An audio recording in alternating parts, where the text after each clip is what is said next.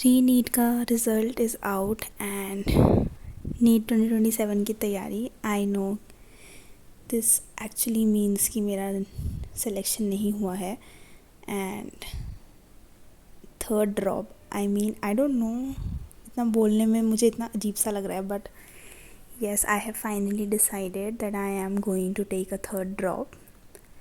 मतलब मैंने पहले, जब मैं स्टार्ट किया था मैंने 12th में नीट की प्रिपरेशन, तो मैंने कभी नहीं सोचा था कि थर्ड ड्रॉप तक भी नौबत आ सकती है।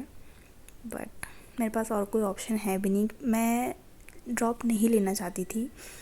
मैंने सोचा था कि मैं कुछ और कर लूँगी, ड्रॉप नहीं लूँगी। बहुत सारी डिग्रीज़ होती हैं, ड्रॉप नहीं लूँगी। बट मैंने बहुत सोच विचार के ये फ़ैसला किया है। और कोई ऑप्शन मुझे समझ ही नहीं आ रहे हैं, क्योंकि सबसे पहले private MBBS not a chance, और BDS शायद मुझे गवर्नमेंट भी नहीं मिलेगा, और तो प्राइवेट BDS करके भी कोई फ़ायदा नहीं है। फिर मैंने सोचा था कि ये सब नहीं तो मैं पैरामेडिकल कोर्स करूँगी। मैंने सोचा था कि मैं प्राइवेट से पैरामेडिकल कोर्स करूँगी। बट आई डोंट नो मेरी अकल कहाँ घास चढ़ने गई हुई थी कि मैंने मेरे स्टेट में जो गवर्नमेंट पैरामेडिकल का एग्ज़ाम होता है वो नहीं भरा, तो सिर्फ मेरे पास प्राइवेट का ही ऑप्शन बचता है, जो कि बहुत ही एक्सपेंसिव है। मतलब इतना भी एक्सपेंसिव नहीं है, बट प्राइवेट तो ऑब्वियसली एक्सपेंसिव ही होता है, रहना, हॉस्टल, कोर्स की फ़ीस एंड एवरीथिंग। वैसे मैंने BSc की केमिस्ट्री में भर रखा है फॉर्म अपना, उसके मुझे एग्ज़ाम्स ही देने होते हैं बस। बट फिर भी BSc डिग्री इज़ समथिंग कि BSc करने के बाद आपको MSc एंड PhD भी करनी होती है, तभी आपको कोई अच्छी जॉब मिलती है। और एक PhD MSc मतलब मेरे लिए बहुत ज़्यादा पढ़ाई है, क्योंकि एक तो मेरा इन चीज़ों में इंटरेस्ट है नहीं, ऊपर से फिर PhD तक करना आई डोंट थिंक मैं कर पाऊँगी। इसलिए मैंने सोचा मैं पैरामेडिकल ही करूँगी, कोई प्राइवेट। मैंने जो कॉलेज ढूंढा था, मैंने वहाँ रजिस्ट्रेशन भी कर रखी थी ऑनलाइन। बट फिर वहाँ पे जब मैंने फ़ीस स्ट्रक्चर वगैरह पूछा तो वो भी बहुत ज़्यादा था। 1 साल की इंटर्नशिप भी थी पैरामेडिकल में, और मेरे घर वालों ने मुझे अक्ल दी कि बेटा तुझे पैरामेडिकल करना था तो तुझे गवर्नमेंट का ही फॉर्म भरना चाहिए था, विच इज़ ट्रू। पता नहीं मैंने क्यों नहीं भरा, पता नहीं मैं क्या सोच रही थी। मुझे लग रहा था कि हो ही जाएगा। तो यहाँ की जो फ़ीस है वो 1 लाख रुपीज़ जो है वो कोर्स की फ़ीस है 1 साल की, एंड 1.5 लाख समथिंग हॉस्टल की फ़ीस है, विच इज़ समथिंग 2.5 लैक्स। और इसके ऊपर फिर आपका यूनिफॉर्म, आपका लैब की फ़ीस, एग्ज़ाम्स की फ़ीस, एडमिशन फ़ीस, सब कुछ एक्स्ट्रा ही है। आपका खाने पीने का खर्चा, आप सिर्फ अगर हॉस्टल में भी रहोगे तब भी आप बाहर से कुछ खाओगे, अपना सामान भरोगे, आपको कपड़े चाहिए होंगे नए एंड एवरीथिंग। तो ये फिर अब मैंने फ़िलहाल के लिए इस ऑप्शन को एकदम अपनी लिस्ट से बाहर कर दिया है, क्योंकि एक तो मैं पहले से ही नीट के लिए बहुत ज़्यादा पैशनेट भी हूँ हमेशा से ही। फिर उसके बाद BSc मैंने फॉर्म भर ही रखा है, इसलिए मेरे पेरेंट्स ने मुझे बोला है कि बेटा एक बार और देख लो। स्पेशली मेरी मम्मी ने बोला है कि अगर नहीं भी होगा तो तू अगले साल पैरामेडिकल का ही कर लेना। और मैं पर्सनली भी ऐसी जगह पैसे नहीं बर्बाद करना चाहती जिस कोर्स के बारे में मैं श्योर नहीं हूँ। मैंने ये भी सोच रखा था कि अगर मैं पैरामेडिकल प्राइवेट से भी करूँगी तब भी मैं अगले साल नीट का पेपर दूँगी। मैं इसको एज अ पार्शियल ड्रॉप ही कंसिडर करने वाली थी। बट फिर वो ये दूसरी जगह जाके रहना और कोर्स के साथ पढ़ाई करना नीट की बहुत ज़्यादा डिफ़िकल्ट हो जाता है, इसलिए मैंने ये दोनों ही ऑप्शन एकदम हटा दिए हैं। मतलब BSc का फॉर्म तो मैंने भरा है। जस्ट लाइक एवरीवन एल्स, मुझे भी पता है कि this NEET is a loop, और हर साल ऐसे पेपर लीक हो रहे हैं, कोई गारंटी नहीं है। आप एक दलदल की तरह इसमें फंसते ही जाते हो, आपका करियर ख़त्म हो जाता है। और सबसे मेन इम्पॉर्टेंट बात तो ये कि आपके पास कोई फ्री टाइम बचता ही नहीं है। मतलब मैं अपनी बात करूँ तो I was so passionate about so many things when I was in 9th and 10th standard. मैं ड्राइंग करती थी, स्केचिंग करती थी, I used to read a lot of books, I used to dancing, मैं बैडमिंटन खेलती थी। मैं बहुत ही एकदम आर्टिस्टिक टाइप की पर्सन थी। बट मतलब जब से मैंने नीट की तैयारी करी है मैंने बुक्स पढ़ना छोड़ दिया है। मैंने अभी नीट के पेपर के बाद बुक्स मंगा के पढ़ी हैं। बुक्स पढ़ना छोड़ दिया है, ड्राइंग करना छोड़ दिया, स्केचिंग करना छोड़ दिया। मतलब एक भी मेरे पास इस टाइम पे कोई हॉबी नहीं है जो मैं करती हूँ, जिसकी वजह से भी ज़्यादा आप एक डिप्रेस स्टेट ऑफ माइंड में पहुंच जाते हो, जिसमें मैं पहुंच चुकी हूँ, जिसमें मैं इतना कंफ्यूज हो रही हूँ जिस वजह से। और ऊपर से जिसके मन में जो आता है वो बातें बोलते हैं कि अरे, जैसे कि मैं मतलब मुझे समझ नहीं आता है कि हर किसी को अपनी टांग इतना घुसाने की ज़रूरत क्या है। जिससे हम बात नहीं भी कर रहे हैं उसको भी अपना ओपिनियन देने की क्या ज़रूरत है। तुम मेरी फ़ीस भर नहीं रहे हो भाई, तुम लोग मेरे खाने का खर्चा नहीं उठा रहे हो, तो तुम लोगों को इतनी प्रॉब्लम क्यों हो रही है कि मैं क्या कर रही हूँ। मतलब लोग इतना ज़्यादा आसान समझते हैं ना निकालना, मतलब निकालते हैं लोग फर्स्ट अटैम्प्ट में भी, लेकिन नॉर्मल मेरे जैसे लोग कैसे निकालेंगे भाई फर्स्ट अटैम्प्ट में। मेरे तो दूसरे में भी निकला, मुझे तीसरा ड्रॉप लेना पड़ रहा है। I don't know, I think at this point I believe कि this exam is also about luck, जो मेरा ख़राब ही चल रहा है। और दूसरी चीज़, हॉबी ना होने के साथ साथ ये भी है कि मैं बिल्कुल भी टाइम ना बाहर नहीं बिताती थी।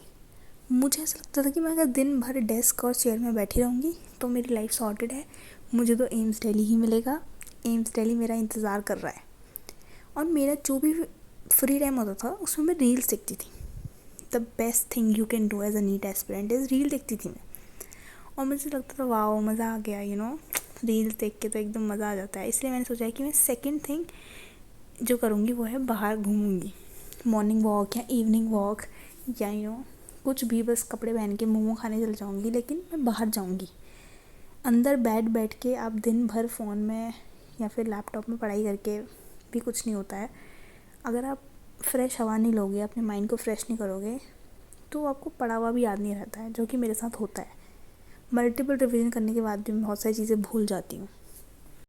और अगर मैं ऑनलाइन बैच लूँगी तो मैं 2x में लेक्चर नहीं देखने वाली हूँ, क्योंकि फ़िज़िक्स और केमिस्ट्री के लेक्चर 2x में देख के आई थिंक मैंने अपने कॉन्सेप्ट ख़राब कर दिए हैं। क्योंकि फॉर्मूले वाले क्वेश्चन बना के कुछ नहीं होता है। अभी 2025 का पेपर भी मुश्किल था, रीनीट का पेपर भी मुश्किल था, तो अब मुझे नहीं लगता है कि सिर्फ फार्मूले वाले क्वेश्चन बना के कुछ हो सकता है। इसलिए मैं सोच रही हूँ कि मैं जेई के क्वेश्चन भी सॉल्व करूँगी प्रॉपरली, वरना मैं जो पीडीएफ में होते थे क्लास नोट्स के, मैं वही पीडीएफ से ही क्वेश्चन करती थी और कुछ नहीं करती थी। सिर्फ जो पीडीएफ में क्वेश्चन मिल गए वही क्वेश्चन कर लिया और मैं समझती थी भाई हो ही जाएगा, जो कि बहुत बड़ी गलती है। इस बार मैं प्रॉपरली ट्राई करूँगी कि मैं जेई के क्वेश्चंस कहीं नहीं तो ये PYQ वाली किताब मंगा लूँगी, या फिर ऑनलाइन भी PDF मिल जाती हैं। जितने रेलेवेंट क्वेश्चन है एटलीस्ट वो तो सॉल्व करूँगी, क्योंकि कोई जब तक आप क्वेश्चन प्रैक्टिस नहीं करते हो ना मुश्किल लेवल की, आप पेपर में क्वेश्चन कर ही नहीं सकते हो। क्योंकि वो मेरे साथ हुआ है कि मैं एकदम ब्लैंक हो गई हूँ क्वेश्चन पढ़ के, कि मुझे समझ ही नहीं आ रहा है मैं कौन सा कॉन्सेप्ट लगाऊँ, क्या करूँ और कैसे शुरुआत भी कैसे करूँ सॉल्व करने की। ऐसा भी हुआ है मेरे साथ। और मैं बहुत ज़्यादा कंफ्यूज हूँ बैच को लेके कि मैं ऑफ़लाइन करूँ या ऑनलाइन करूँ, PW करूँ या CW, मतलब करियर विल की भी आजकल मेरे पास बहुत सारी रील्स आ रही हैं ऑनलाइन, वो भी अच्छा है, बहुत सारे बच्चे वो ले रहे हैं। टुडे इज़ 20 जुलाई और मैंने अभी तक डिसाइड नहीं किया कि मुझे कौन सा बैच लेना चाहिए। मतलब मैंने PW से पहले से ही पढ़ाई कर रखी है, लेकिन मैंने CW की भी बहुत ज़्यादा आजकल मैं ऑनलाइन देख रही हूँ कि उसमें भी अच्छे टीचर्स हैं, उसमें कुछ दिन में 3-4 क्लासेस भी होती हैं। मतलब मुझे नहीं पता, अगर आप में से किसी ने करियर विल से पढ़ा है तो प्लीज़ मुझे बताना कमेंट सेक्शन में कि कौन सा बैच लेना अच्छा होगा। अपनी बात बताऊँ तो मैंने बॉटनी हमेशा से विपिन सर और ऑनलाइन में तरुण सर से करी है। तरुण सर की भी ऑनलाइन फ्री लेक्चर्स हैं यूट्यूब में, वो भी देख सकते हो। मैंने 12th में उनसे जेनेटिक्स का एक लेक्चर लिया था और मेरी जेनेटिक्स बहुत ही ज़्यादा स्ट्रॉन्ग है, मेरे कभी क्वेश्चन गलत नहीं होते जेनेटिक्स में। अब विपिन सर भी अच्छा पढ़ाते हैं, मैं तो इन दोनों से ही पढ़ा है मैंने। और रही बात ज़ूलॉजी की, तो ज़ूलॉजी मैंने तो हमेशा ही समाप्ति में से ही पढ़ी है PW में, रिवीजन भी उन्हीं के उससे किया हुआ है। फ़िज़िक्स मैंने लास्ट ईयर सलीम सर से पढ़ी थी, लेकिन वो लेक्चर्स बहुत ज़्यादा लंबे लेते हैं, अच्छा पढ़ाते हैं, क्वेश्चन प्रैक्टिस भी अच्छी कराते हैं। पता है honestly I don't know why, but मुझे इतना अजीब सा लग रहा है ऐसे थर्ड ड्रॉप लेते हुए, क्योंकि जो मेरे साथ के क्लास के बच्चे हैं जिन्होंने पहले साल ही कॉलेज चले गए थे, अब वो एकदम थर्ड ईयर में आ गए हैं, सीनियर हो गए हैं, उनकी और मेरी लाइफस्टाइल अब इतनी अलग हो चुकी है। क्योंकि कॉलेज जाते हैं, अब उनकी जो कोर्सेज़ कर रहे हैं, उनकी प्लेसमेंट वगैरह का टाइम है, तो मैं उनसे इतनी लाइफ में पीछे रह चुकी हूँ कि अब हम लोग आपस में कोई बात करने है ही नहीं, मतलब बात करने का टॉपिक। वो अपने कॉलेज के फेस्ट एंजॉय कर रहे होते हैं, मैं घर में ही बैठी होती हूँ, वो कोई फेस्टिवल सेलिब्रेट कर रहे होते हैं, मैं घर में ही पड़ी रहती हूँ। लोग ट्रिप में जा रहे हैं, मज़े कर रहे हैं, and all these thing collectively makes me realise कि ड्रॉप लेना कितना मेंटली कितना ड्रेनिंग प्रोसेस है। और ऊपर से अगर आप मल्टीपल ड्रॉपर हो तो भाई आपके समाज में कोई इज्जत ही नहीं है। I don't know if you relate or not, but I just wanted to say these type of things, क्योंकि मैं अब कोई ऐसा है ही नहीं कि जिससे मैं ये बातें कह सकूँ, क्योंकि अब कोई मैं जैसे मैंने कहा था रिलेट ही नहीं करेगा इन बातों से सिवाय एक ड्रॉपर के। तो एक ड्रॉपर का दुख एक ड्रॉपर ही समझ सकता है। And I don't know, I just hope कि आप जो अपनी लाइफ में कर रहे हो, आपने जो डिसीजन लिया है वो बहुत ही अच्छा हो और आपके लिए एक अच्छा और ब्राइट फ्यूचर आपका वेट कर रहा हो। बट दैट्स इट, मतलब मैं इतना ही कहना चाहती थी। I was feeling so frustrated and इतने सारे क्वेश्चन थे मेरे दिमाग में, तो मुझे समझ नहीं आया मैं किससे बोलूँ, इसलिए मैंने सोचा जस्ट एक वीडियो बना देती हूँ, मे बी कोई देखे या ना देखे, बट अपना मन का बोझ हल्का करने के लिए। एंड मैंने ये भी देखा है कि ड्रॉपर्स को बहुत ज़्यादा कमेंट में भी गालियाँ पड़ती हैं, तो भाई मुझे समझ नहीं आता कि इसमें गाली देने वाली क्या बात है। इंसान ऑलरेडी इतने दुख से लड़ रहा है, उसमें से दूसरे को गाली दे के कोई फ़ायदा नहीं है। इसलिए पॉजिटिविटी हमेशा स्प्रेड करनी चाहिए। That's all. Bye everyone.